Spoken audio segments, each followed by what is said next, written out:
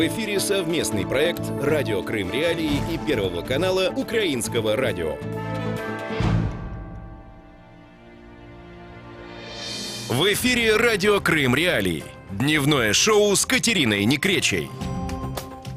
Приветствуем вас на волнах радио Крым Реалии. Это действительно Катерина Некречей, и мы продолжаем наш эфир на 105,9 FM. Вы можете слушать нас круглосуточно, и также сделать это возможно на сайте Крым Реалии. Ну и 549 АМ. Это большее покрытие полуострова. Наш партнер Первый канал Украинского радио дает такую возможность быть ближе к вам 2 раза в день в 8:35 утра и в 13:10 по крымскому времени.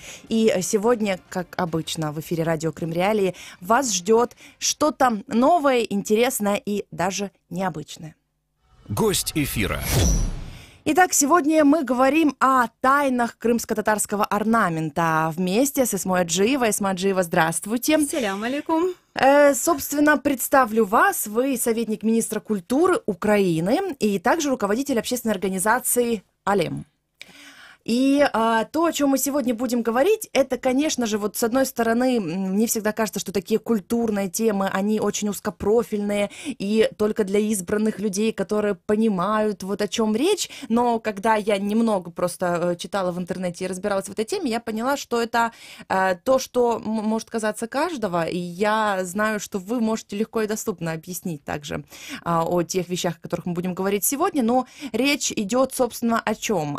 Что случилось, я так понимаю, на прошлой неделе, то, чего вы лично добивались очень давно, это то, что Министерство культуры, оно поддержало инициативу вашей общественной организации, собственно, сделать так, чтобы культурный крымско-татарский орнамент орнек, правильно я говорю? Орнек.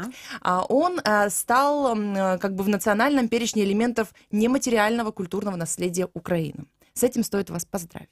Спасибо. Как долго вы добивались этого? Мы шли к этому моменту около полутора лет, но это, наверное, только вот вершина айсберга, да, небольшая часть того объема работы, который проделывался уже здесь нацеленно именно на получение этого именно результата, включение крымско-татарского орнамента орнек в реестр нематериального культурного наследия Украины. Если говорить о предыстории, то порядка 20 лет наши художники, наши мастера прикладного искусства, которые проживают в Крыму, уже после репатриации начали активно изучать. Не хочу говорить слово «утерянное наследие», да, потому что крымско-татарская орнаменталистика, она, несмотря на те вызовы, которые выпали на долю нашего народа на протяжении небольших 230 лет, да, это именно 2 аннексии и депортация, это наследие сохранялось и передавалось из поколения в поколение. И когда уже наши мастера прикладного искусства, художники, творческие люди уже вернулись в Крым, параллельно с процессом ревитализации, скажем так, да, оживления, потому что орнамент не исчез за это время, он сохранялся и передавался в различных предметах, предметах быта, в одежде. И вот эта информация, она хаотично практически была в таком, скажем, неструктурированном виде. И мы за эти 1,5 года просто большой командой крымских мастеров и командой моей общественной организации просто отструктурировали и вот уже привели вот в такую, скажем, вот в такой вот вид, когда мы могли его представить непосредственно уже и номинировать его, да, для включения в национальный реестр. Собственно, я напомню нашим радиослушателям номер телефона студии, для того, чтобы вы могли принимать участие в нашем разговоре, задавать свои вопросы наши гости. 8 810 06 926, это бесплатный номер телефона для звонков из Крыма, 8 810 06 926, и номер телефона для жителей материковой части Украины 044 490 29 05. И в нашей студии советник министра культуры Украины Эсма Аджиева, и говорим мы о национальном орнаменте крымских татар, орнек, который был включен Министерством культуры Украины в перечень национальных элементов нематериального культурного наследия Украины. И, собственно, у нас есть такой, знаете, фрагмент из интервью. Наши коллеги были на пресс-конференции, да, которая посвящена как раз этому событию. И, собственно, Эльнара Халилова, которую наши слушатели, читатели нашего сайта, я думаю, знают. Это девушка, которая занимается и пропагандирует, можно так сказать, да, популяризирует, в том числе на уровне всеукраинском 100%. Это не только кулуарно, я имею в виду для крымских татар, всеукраинский уровень, международный уровень, который вот крымско-татарский национальный танец несет в массы, скажем так. Вот Эльнара Халилова так рассказала журналистам ЮА ТВ, которые были на этой презентации, о семейной реликвии, которую ей передала прабабушка. Мнение. Вот это очень сложная техника. У нас на самом деле сейчас несколько мастеров в Крыму, которые этой техникой занимаются. Я делала реставрацию, вот, потому что некоторые детальки были потеряны. И это вещь, которая побывала в депортации. Мнение. Собственно, я так понимаю, Смаханум, что это то, о чем вы говорите, да, что вот в частно в семьях какая-то реликвия сохранялась, это элементы одежды или же там какая-то посуда, шкатулки, картины, что-то вот в таком формате. Это получается, что вы общались со многими крымскими татарами, которым удалось сохранить вот такие артефакты? Или как происходил сбор этого всего? Или это только относилось к художникам, которые... Я немножко познакомлю тогда уважаемых наших слушателей с тем процессом, как это происходило. Да, у нас было несколько источников информации, но самый важный, вообще если мы говорим о том, что в перспективе мы, Орнек, будем работать над номинационным досье, чтобы включить его в перечень мирового наследия ЮНЕСКО, да, а мы будем это делать на протяжении следующего года, этого года, то обязательным условием является информация, которая получена не из государственных источников, от каких-то официальных лиц. Обязательным условием является информация, полученная от носителей, которые находятся на материнской территории. Да? То есть это нарратив, это рассказы бабушек, дедушек, людей, которым удалось на протяжении, скажем, вот этого сложного периода депортации, репатриации сохранить предметы прикладного искусства, предметы быта, потому что, я уже говорила о том, во время пресс-конференции говорила о том, что девочка с 12 лет уже в каждой крымско-татарской семье, согласно традиции, начинала вышивать и готовила приданое к замужеству.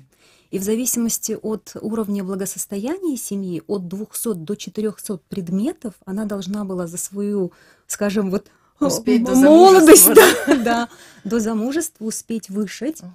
И в составлении орнамента ей помогали особые такие специалисты, которые на крымско-татарском языке называются нагкаш. То есть это женщина или мужчина. Здесь абсолютно гендерное равенство, да, это специалисты, которые также им передавалось по наследству это знание.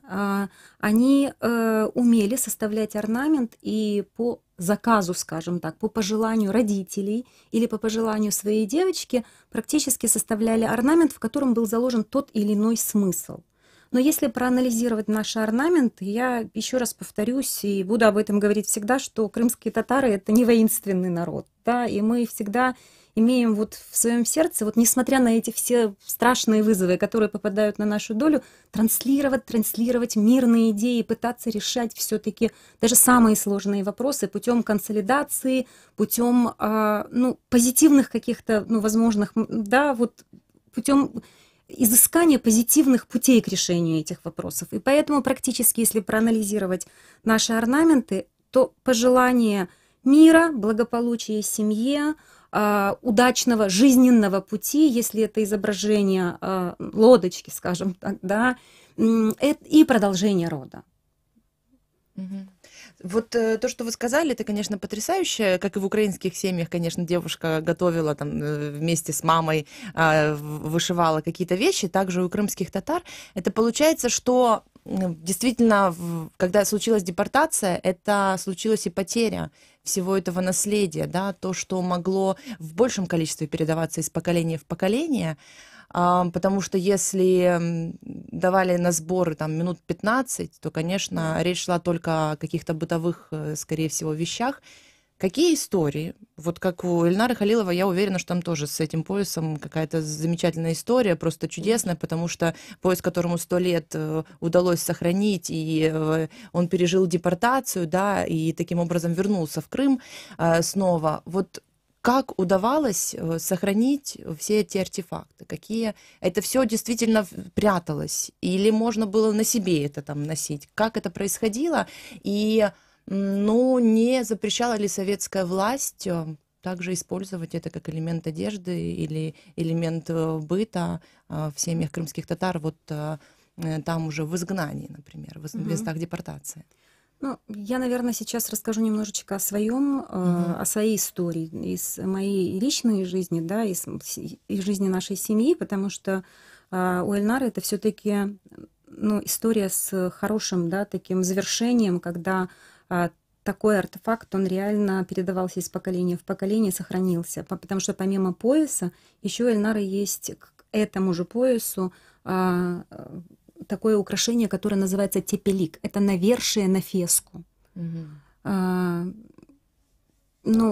случае моей семьи, когда депортировали, моя бабушка, она взяла с собой действительно все украшения, которые были у нее, но эти украшения практически спасли жизнь детям уже в местах депортации, поэтому нам не удалось, да, вернуть ничего сюда, потому что она говорила о том, что во время после депортации, когда они попали в среду, где нужно было как-то адаптироваться и детей не через неделю начинать кормить, а здесь и сейчас, она практически на рынке обменивала, как она говорила, на одну пиалу муки большую золотую брошь с драгоценными камнями, и поэтому практически вот в тот адаптационный период, пока они для себя могли понимать, да, как жить дальше, то есть это был стресс, действительно, практически все украшения, все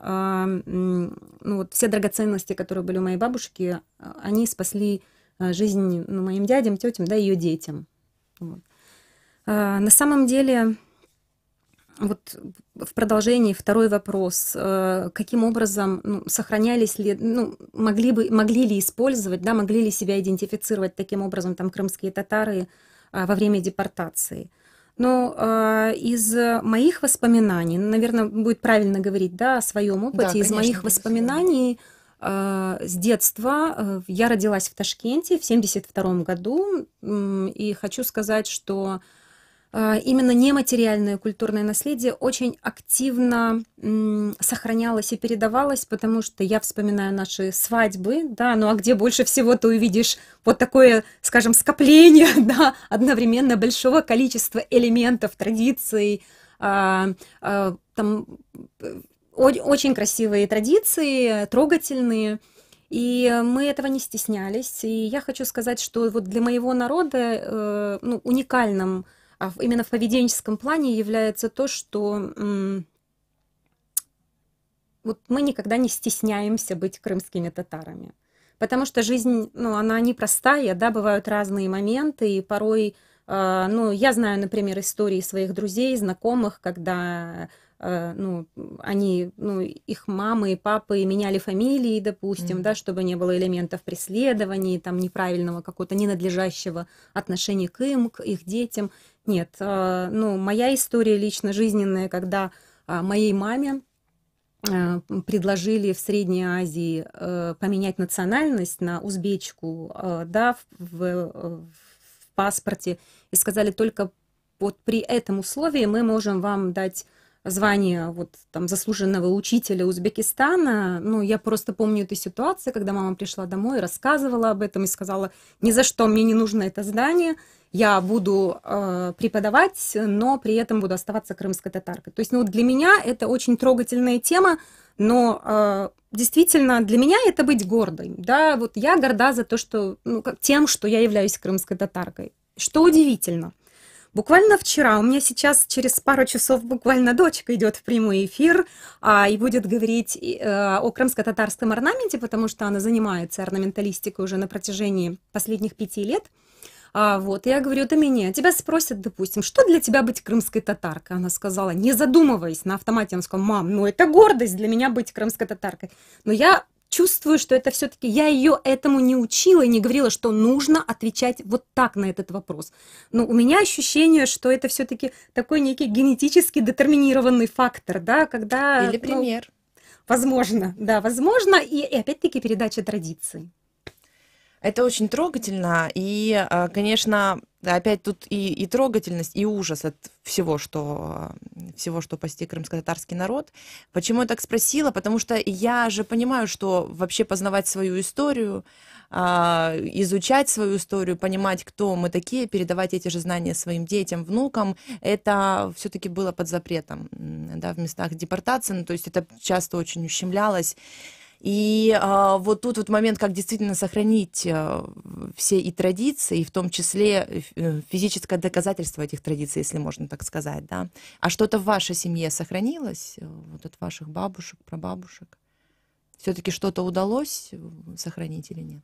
Ну, вот, к великому сожалению, вот лично у меня, если говорить обо мне, в нашей семье сохранился Коран, который передавался вот из поколения тоже в поколение, и я думаю, что Корану больше 100 лет. Это вот единственная вот такая ценная вещь, которую нам удалось, семейная реликвия, которую нам удалось сохранить. Да.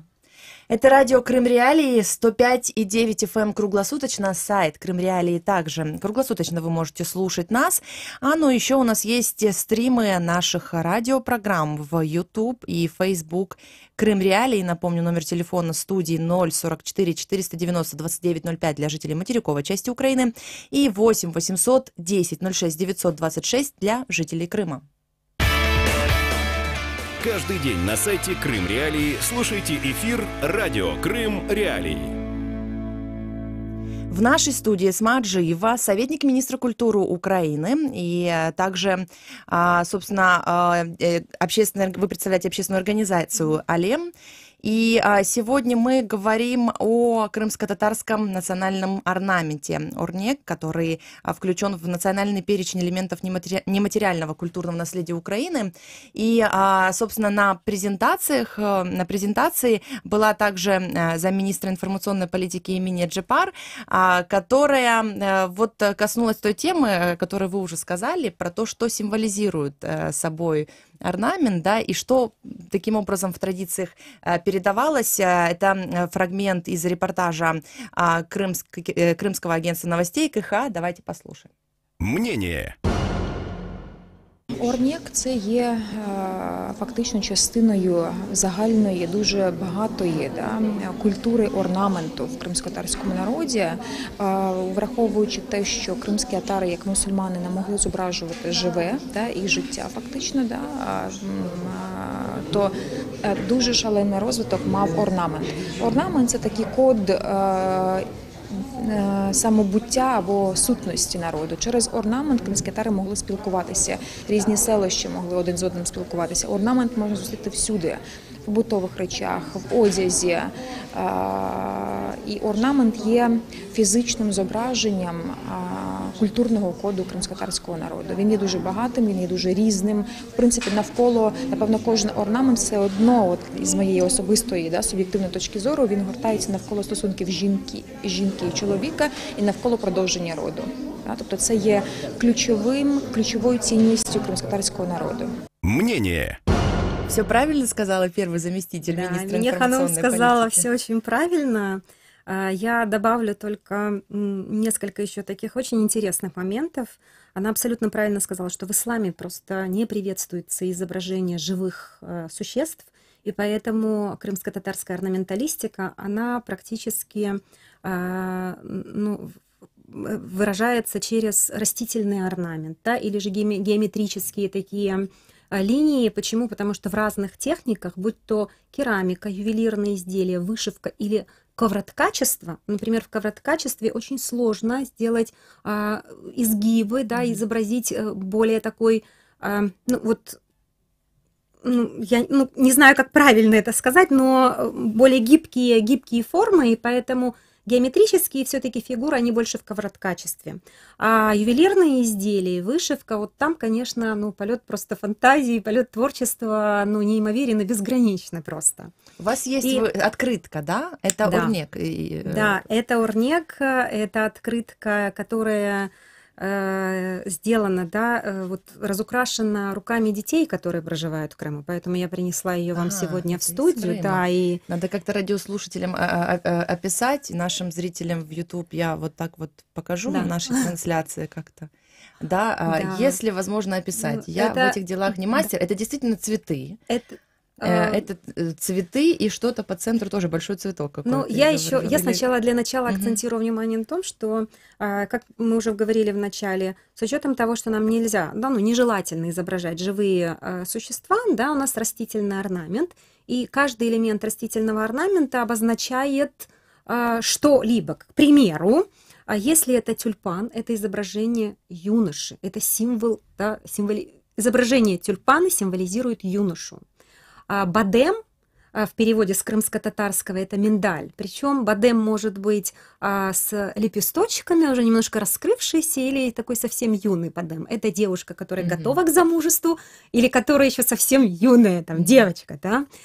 Допустим, роза – это символ женщины в репродуктивном возрасте, а гвоздика – это символ мужчины или женщины уже, скажем, в таком похилого віку, в зрелом возрасте, мудром возрасте. Да, и символ мудрости именно. То есть помимо того, что мы можем разделять на несколько групп, там мужские, женские знаки, иные там дополнительные, которые там усиливают, например, этот орнамент, помимо этого есть еще и посылы, да, вот мелкие абсолютно острые, с острыми углами здесь элементы, там лепесточки, например, они больше как игольчатые, да, вот, это элемент энергетической защиты от сглаза, от воздействия там негативной энергии, а совсем меленькие листочки – это пожелание добра, благополучия. В крымско-татарском языке есть такое слово, как берекет.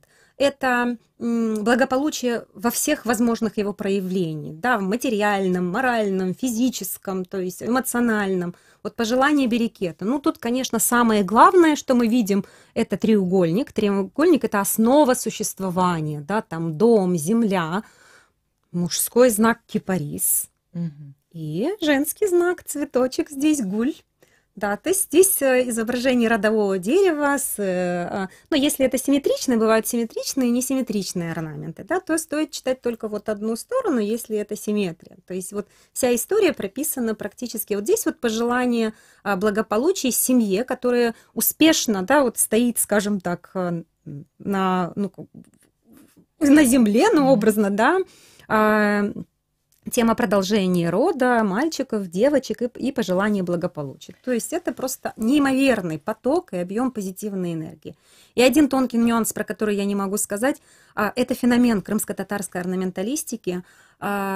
Цвета, если вы обратили внимание, они абсолютно не соответствуют реальности, да, то есть цветок, он может быть изображен в зеленом цвете, а лепесточек, например, синего или красного. Я хотела спросить, кстати, есть ли определенные какие-то цвета или... Доминирующих цветов, по сути, нет. Используются именно для крымско-татарской орнаменталистики более мягкие тона, такое разноцветие, да, скажем так. Но при этом именно вот такое нетипичное, нестандартное применение цвета символизирует именно, это прием дематериализации. То есть мы, когда смотрим на тюльпан, мы понимаем, что это не изображение цветка, тюльпан, да, а это юноша или символ молодости, смысл такой. Сколько? Это вы говорите, что эту открытку нарисовали крымские дети? Да. Это да. Прям в Крыму или вот они прямо, здесь? Вот действительно прямо в Крыму, да. Автор этого орнамента Гульнара Неглиденко, которая занимается орнаменталистикой. Это очень, в Крыму есть целая команда. Это творческое объединение Чатырдах, Мамутага Чурлу, который обладает неимоверным потенциалом объединять посредством этой идеи людей вокруг себя. И несколько разных групп. Кстати, возвращаясь к тому, о чем мы вначале говорили, да, каким образом происходил сбор и обработка информации для того, чтобы мы смогли Орнек включить в реестр национальный. Я уже начала и говорила о том, что собиралась информация, вот нарратив, да, от носителей информации. Это самый важный пункт, который является обязательным условием для потом подачи, для подготовки номинационного досье в ЮНЕСКО. А помимо этого еще вот изучались артефакты, которые есть, изучались орнаменты, которые есть и на надгробиях, да, и в различного плана вышивка в музеях, есть вот те артефакты, которые сохранились и передавались из поколения в поколение, научная литература, воспоминания различных путешественников, которые могли на протяжении прошлого столетия приезжать в Крым, да, и ну, потом описывать свои там эмоции, впечатления. То есть вот такой вот информационный, скажем, комплекс, да, но он был в хаотичном абсолютно состоянии, потому что каждый привносил в эту команду новую информацию. Вот, к примеру, сейчас Мамут Ага со своей командой изучают зеленую кухню. Для южнобережных крымских татар, допустим, очень характерна и очень развита была, ну, вот в 19-20 век, применение именно больше использования зеленой кухни. То есть это те же блюда из теста, допустим, да, но внутри начинка из зелени, вот, очень интересная. Например, ну, скажу интересную вещь, есть одна инициативная группа, которая собирает информацию среди стареньких бабушек о нижнем белье, там, ну, какое белье носили бабушки там 100 лет тому назад, допустим.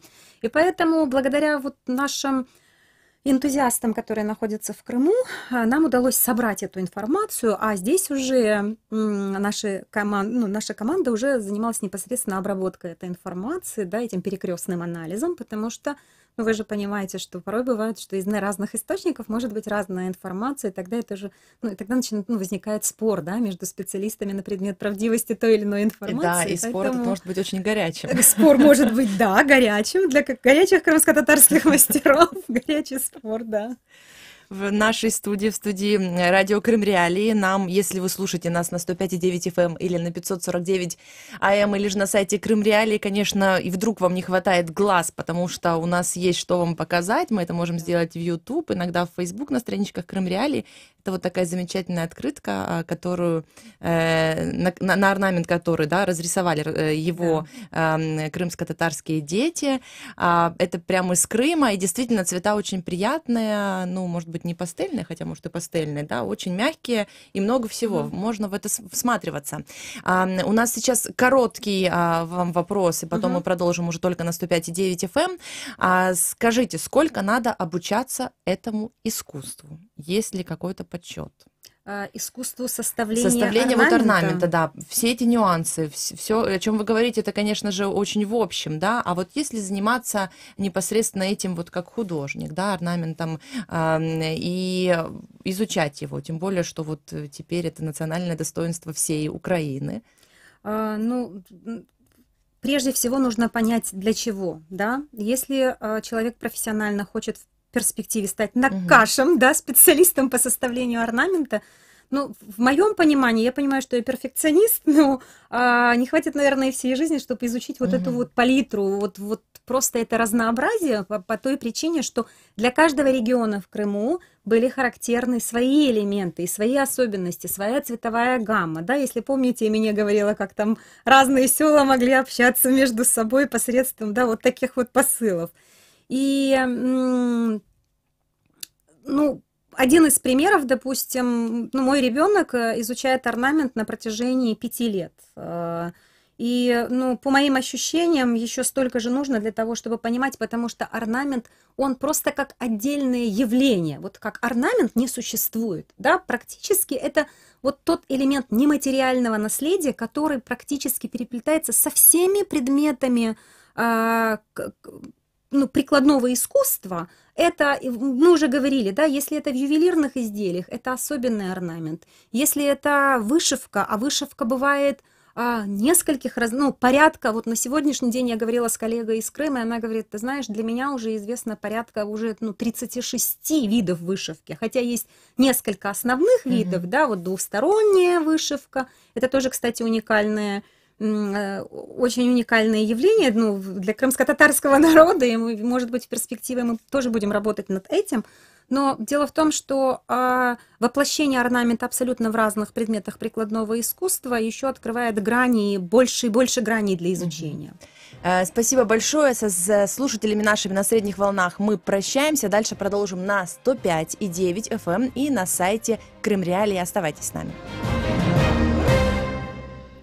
Радио Крым Реалии, и мы сегодня говорим, не о политике, и говорим мы не о социальных проблемах, а о чем-то прекрасном, о своей истории, которую необходимо знать, а так это вот щелчком, конечно, сделать невозможно, это постоянный процесс изучения, и в нашей студии советник министра культуры Украины Эсма Аджиева, и также руководитель общественной организации «Алем», и говорим мы о том, что национальный орнамент крымских татар, орнек, включен в национальный перечень элементов нематериального культурного наследия Украины. И, собственно говоря, теперь я понимаю, что для всех, я не знаю, даже преподавателей в школе, вот войдет ли это в систему образования всей страны, да, потому что из садика детей начинают уже, там, дают пензлик в руки, и уже что-то ребенок пробует карандашом или кисточкой рисовать. Вот будет ли в системе образования Украины изучение крымско-татарского орнамента?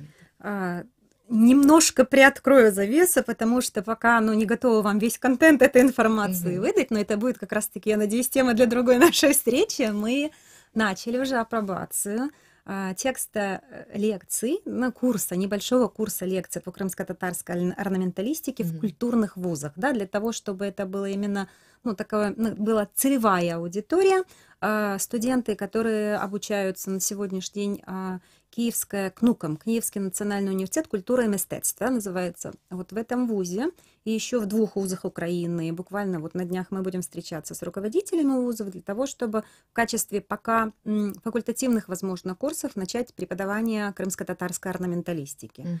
На самом деле это захватывающе, и это интересно, это увлекательно, и мы сейчас подготовили... Я понимаю, что человек, не имея опыта, не может сесть и нарисовать за минуту орнамент, но хотелось бы все-таки вот в эту магию окунуться, да, и мы буквально вот... Это был наш первый опыт после пресс-конференции в Артхабе, придумали такую вещь. Заказали штампы с изображением орнаментов, да, элементов именно. То, о чем вот я говорила в самом начале, это роза, тюльпанчик, который символизирует, да, который имеет абсолютно, каждый элемент состоит орнамент, да, то есть из чего состоит орнамент. И мы даем волю фантазии вот наших участников мастер-классов. Мы попробовали провести сначала для детей мастер-класс. И дети, нанося эти штампы, во-первых, это все получается очень красиво, и есть понимание, что, да, но ты тоже все-таки, несмотря на то, что у тебя даже если нет склонности к этому, то ты художник в душе. Это очень популярно и для взрослых. Да. Сейчас последние несколько лет и для взрослых вот просто разукрашки, да, продаются, вот эти раскраски, в которых можно принять участие ручкой, красками или карандашом. И вот у меня такая, кстати, есть. Да. И еще одна интересная, один из интересных приемов, когда мы готовили для проведения различного плана мероприятий, да, в рамках деятельности вот нашего проекта в общественной организации, мы на обратной стороне папок и блокнотов нанесли орнамент. И во время проведения различного плана, я не знаю, рабочих встреч, и когда есть буквально небольшая пауза, я вижу, что люди просто садятся и начинают разукрашивать, даже просто ручкой, да, там наносить, понимая, что здесь есть принцип дематериализации, не обязательно, чтобы цвета совпадали, просто мелко-мелко, кропотливо некоторые участников тренингов начинают разукрашивать это. Поэтому и возникают вопросы, по мне, вот в моем понимании, это тоже элемент популяризации, когда, узнавая минимальную информацию, нашим коллегам, друзьям хочется знать все больше и больше, и действительно в итоге получается вот такое уже понятие, туташ-орнек, как говорят в крымско-татарском языке, уже сборного орнамента из различных элементов, да, то есть дети, например, с удовольствием рисуют свою семью, кто-то, например, дорисовывает еще бадемчик маленький, когда спрашиваем, я бы хотела еще сестричку, например, да, то есть они программируют позитив для своей семьи. Это очень круто, и для взрослых в том числе. Будете делать мастер-класс для взрослых, конечно, зовите. Хорошо. Очень интересно принять участие, и на самом деле здесь же Ну, очень много, вот даже из того, что вы уже сказали, большой радиус действий может быть. Да. В том числе для таких вот культурно-бытовых подарочных вот историй, да, там подарите открытки или ту же раскраску для взрослых, для детей, неважно, для блокноты какие-то, приложения для телефона, для смартфона, это все сегодня можно воплотить в жизнь. Конечно, я так понимаю, что ваша должность в Министерстве культуры, она связана с крымско-татарским вопросом. Да. То есть вы пропагандируете и продвигаете, и, может быть, даете познать вот как раз, да, этот вот элемент истории крымских татар. Что из такого стратегического, да, вот вы уже сказали, что в этом году ЮНЕСКО и Орнек это, возможно, состоится, да? Расскажите, наверное, об этом подробнее. Дальше мы еще о других ваших задачах поговорим. Потому что вы советник министра культуры, это чиновничьи кабинеты, это уже такой вот совсем другой уровень, да? Мы с вами говорим о творчестве, а вам, получается, в своей ежедневной работе вы это пытаетесь внедрить и в всеукраинском уровне, и не только. И не только. Что ЮНЕСКО надо для того, чтобы они в свой перечень взяли Орнек? Дело в том, что для того, чтобы включить орнамент в мировой реестр, есть такое обязательное условие, как вот подготовительный период, да, подготовка номинационного досье. Она не заключается в том, что мы просто готовим пакет документов образно, надлежащим образом и подаем его. Да? К этому привязаны еще ряд активностей. Ведь особенность наследия заключается не в том, что вот оно было когда-то образно, да, и мы о нем вспоминаем как о чем-то в прошлом. Вот особенность включения номинации в ЮНЕСКО как раз еще заключается в том, что мы должны демонстрировать ежедневными своими активностями факт того, что было, передавалось это наследие, и оно есть, и живет, и оно активно, и оно востребовано. Да?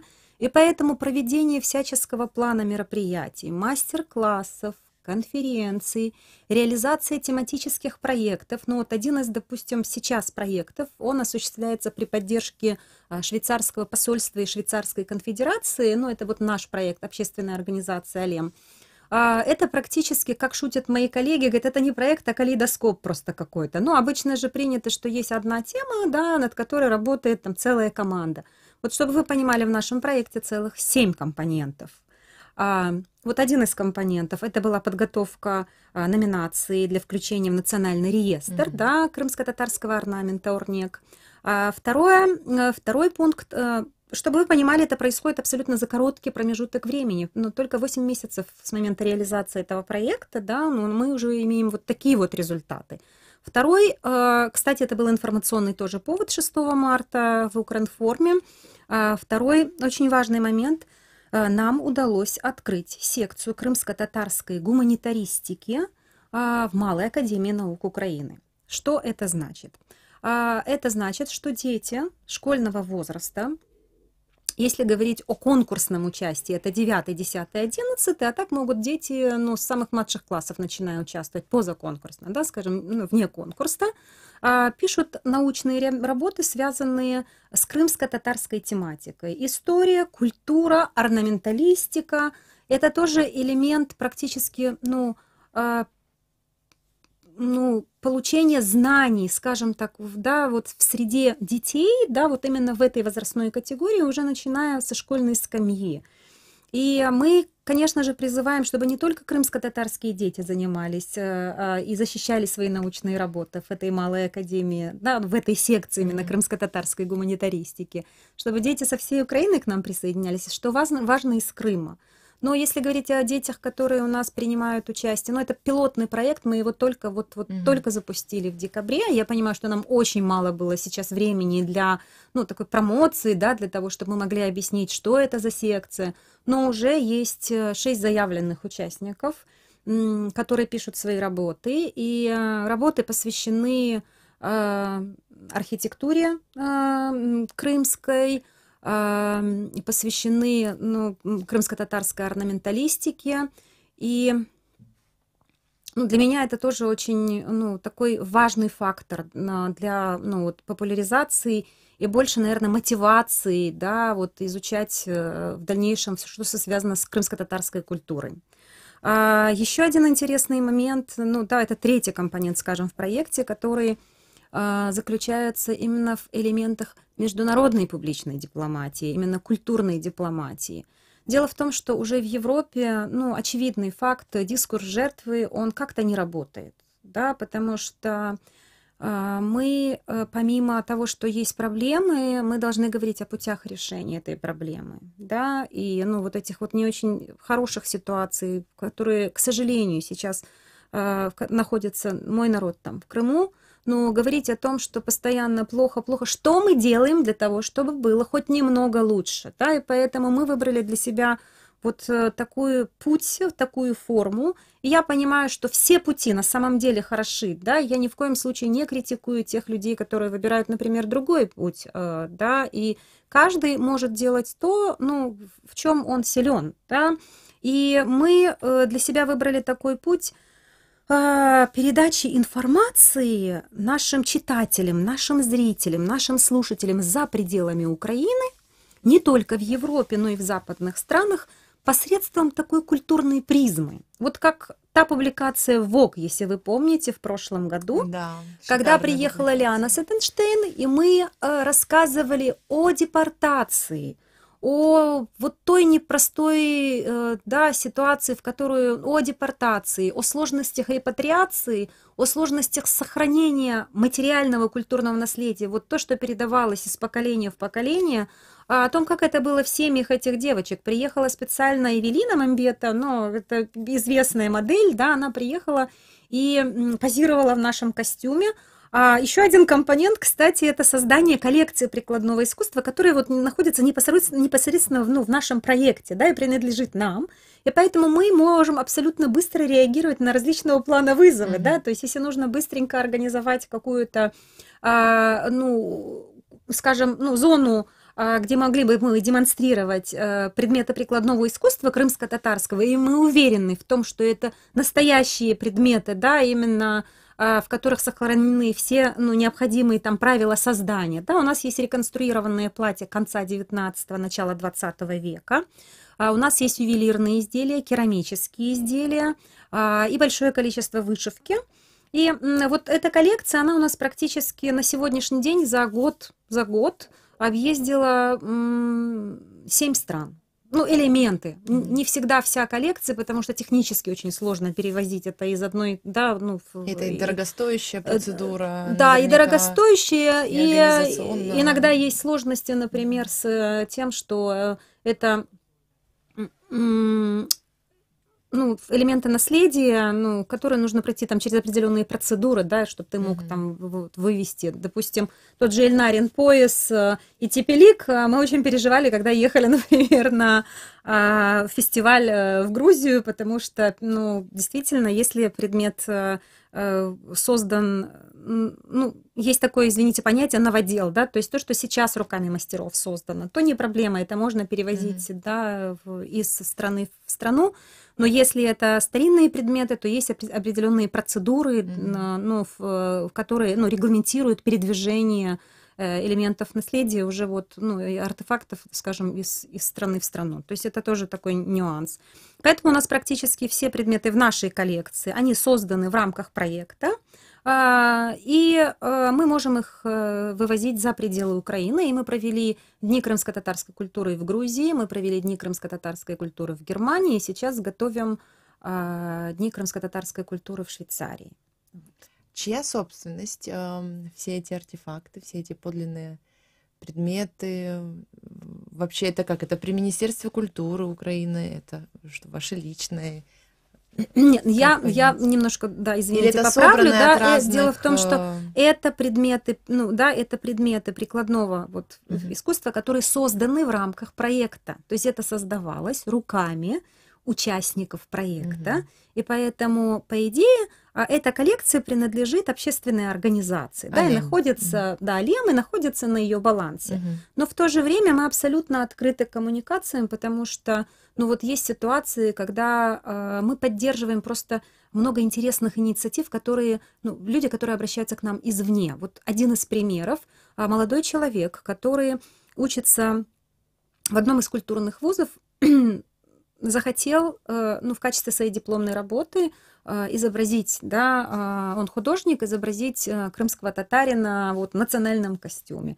И он обратился к нам с этой просьбой, и мы ему дали классический крымско-татарский костюм, ну вот весь костюм, который включает в себя и рубашку, жилетку, шальвары, обувь, колпак. И таким образом, ну, он сначала для себя там визуально запечатлел, да, эту картинку, как это должно выглядеть, и сейчас вот рисует потихонечку свою там дипломную работу. Вот. Поэтому, ну, мы поддерживаем еще все инициативы, которые не привязаны непосредственно к... Все для распространения крымско-татарского культурного наследия. Все для популяризации знаний, да, о крымско-татарской культуре. Эсма Ханум, а скажите, вот по поводу... Я понимаю, что вы советник министра, вот, но в то же время на балансе АЛЕМ, общественной организации, находятся, да, все эти артефакты. Собственно, государство Украины заинтересовано ли в создании музея, например, да, чтобы в столице, в украинской столице было такое место, где действительно будут все собраны эти предметы, где будет экскурсовод? Насколько это востребовано сегодня? Или же это в каких-то национальных украинских музеях, какая-то, может быть, отдельная такая секция, да?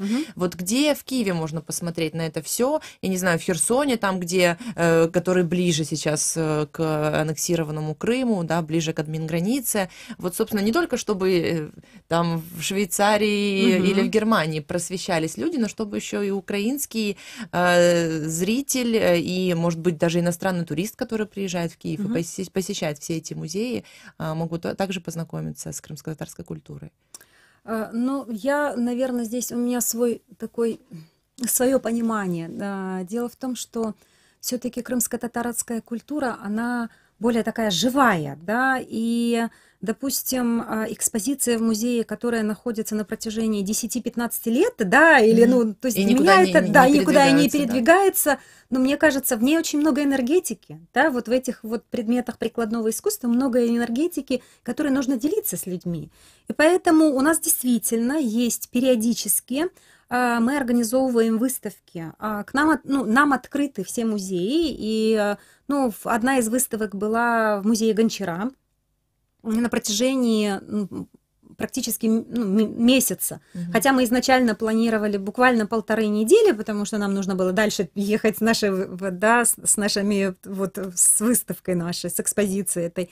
Они потом позвонили, сказали, что количество вот заинтересованных людей, которые могли бы, ну, хотели бы прийти, у нас действительно большое, поэтому можно мы еще не на неделю, можно мы еще на неделю. В итоге она у нас практически 1,5 месяца находилась в музее, и поэтому сейчас речи как таковой о том, чтобы создать определенный вот в музее, в котором будут находиться артефакты, ну, речи об этом нет. Там, ну, говорю так, как есть. Потребности такой нет? Или но не до этого? Нет, дело в том, что сейчас в нескольких музеях, кстати, мы начали над этим работу 3 недели назад, потому что мне самой интересно понимать, в каких все-таки музеях представлено вот именно, ну, предметы крымско-татарского прикладного искусства. Пока отозвались всего несколько музеев, да, в Мелитополе музей отозвался, то есть вот у которых есть определенных несколько элементов. Но для меня это важно больше еще и с такой, ну, скажу это, технической точки зрения, да, потому что мы планируем, ну, работаем, по крайней мере, над тем, чтобы сейчас создать e-каталог. Но это работа не 1, не 2, и не 3 дней, да, электронный каталог, к которому был бы доступ. Наверное, это будет более правильный шаг. Вот если говорить о стратегическом планировании. Это для многих сфер украинских реалий очень правильный шаг. Да. Скажу, что да, e-каталог в электронном виде, когда... И для вас, во-первых, это информация, которая будет всегда, то есть вы действительно знаете, что где находится. Насчет музея, возможно, я в этом смысле несколько старомодна, ну, как турист, посещая любой город, и украинский город даже небольшой в том числе, в принципе, первым делом ты идешь, чтобы познакомиться с историей, в там городские какие-то музеи, которые находятся очень часто не очень хорошем, конечно, состоянии, да, но популяризация вот таких вот каких-то живых исторических вещей, которые вот мы о них, может быть, не знали, или мы привыкли к чему-то традиционному, а это что-то новое, что мы узнаем о себе, это, конечно, круто. Я вам благодарна за что вы пришли к нам в эфир. Нам 50 минут с вами не хватило. Мало. Я удивлена, я вам скажу сразу. Значит, будем, конечно, говорить о крымско-татарской культуре больше. Спасибо за то, что пришли к нам. Эсма Аджиева в нашей студии, советник министра культуры Украины. И, конечно же, радио Крым Реалии с вами, может быть, каждую секундочку вашего времени на сайте Крым Реалии. Слушайте нас на 105,9 FM, если у вас ловит. Ну и 549 АМ каждый день в 8:35 и 13:10. До встречи.